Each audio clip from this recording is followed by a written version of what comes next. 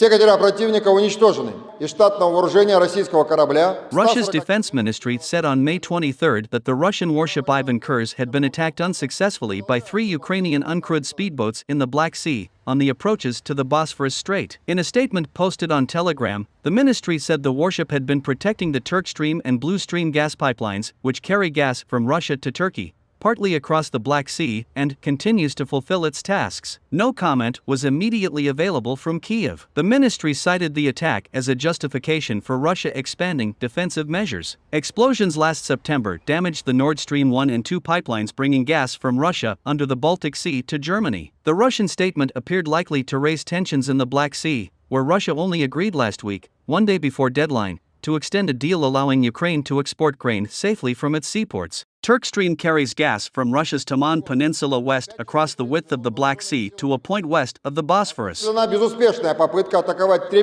беспилотными быстроходными катерами корабль «Иван Хурс» Черноморского флота, выполняющий задачи по обеспечению безопасности функционирования газовых трубопроводов «Турецкий поток» и «Голубой поток» в исключительной экономической зоне Турецкой Республики.